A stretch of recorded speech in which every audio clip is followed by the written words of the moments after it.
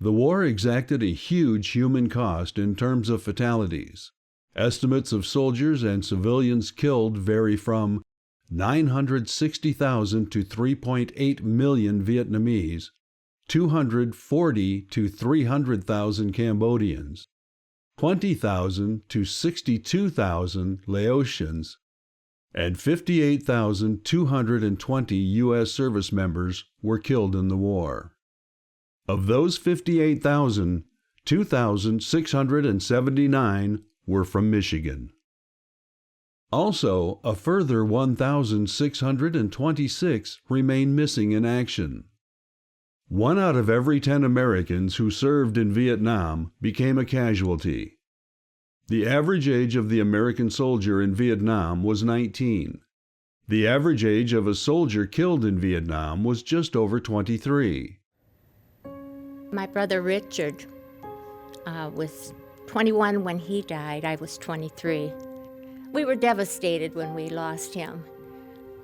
Rich came home after basic training in September, and he was married during that time. After he and Laura returned from their honeymoon, we had a few days with him before he left to return to his base and then on to Vietnam.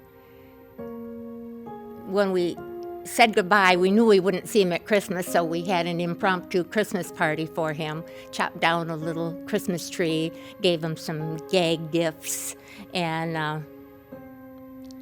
that was it. When he left out of what was then Tri-City Airport, and we didn't realize that that was the last time that we were ever going to see him. What we heard is he was killed by a sniper. That him and his sergeant had no business going out after somebody because they weren't supposed to, and we found out that they both got killed. So all we know, it was a gunshot wound. We got a call from Rich's wife, Laura, and in it she said that she had gotten word from the Army that he was killed May 14th. She came over to the house. I was upstairs at the time, and I heard some crying downstairs. And I came down the stairs, and his wife, Laura, was there. And I says, "What's wrong?" And she says, "Rich was killed." And I just looked, and it felt like somebody hit me in the stomach. And what I did was I walked in the other room. I'm 17. I'm not supposed to smoke cigarettes. Grabbed one of my mom's cigarettes, went outside behind the garage. It was nighttime. Lit up a cigarette, and I just saw it, and I said, "How can I ever be happy again?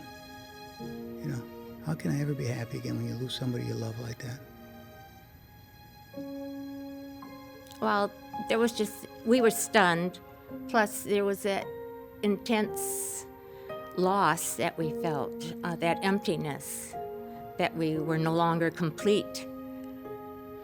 We had a 2-week wait, during which time they finally brought his body back. When they returned his body, I just kept staring. I just kept looking. And no, I didn't want to leave. And people couldn't get me to leave until finally my uncle said something to me, and then I did leave, you know. But I just went in the other room with my other brothers, and we were just crying. Tore me up? Yep, absolutely. He was my closest brother at the time. In May of 2018, it will be 50 years since we lost Rich. And during that time, we have felt his absence at family gatherings, on holidays. Anytime that family got together, he wasn't there, except what we carried of him in our hearts. So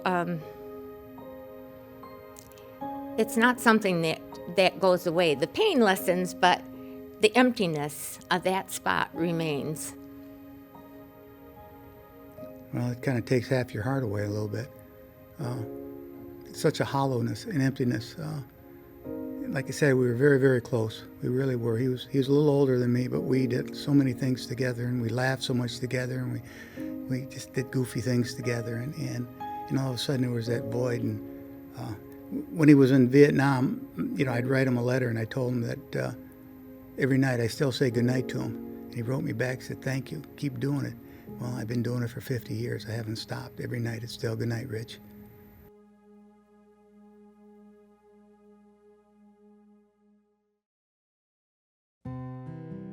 I was 6 years old when my brother was killed in Vietnam, and I remember my mother saying, "Oh, dear God, Alex," because that was my father's name also. "They're here. There's a car here." And I had no idea what was happening. I remember the flag over the casket. I remember the limo ride through our small town of Durand, and everyone standing outside their porch with an American flag waving, and then going to the cemetery where my aunt was holding me, and they did the 21-gun salute. And I became very scared. And my aunt held me real tight, and she said, "Your brother is a hero. He's a hero." This year marked the 50th anniversary of his death, June 22nd, 1967. When I see people burning the American flag as their freedom of speech, it bothers me a lot. I remember the flag being draped over my brother's casket, and I cry when I see things like that. So I want them to know that he was a patriot, that he died for our country, and it was not in vain.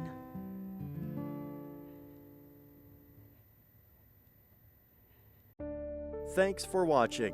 For more stories like this, consider subscribing to this channel. Videos like this are only possible because of viewers like you. Learn how you can support this channel in the video's description.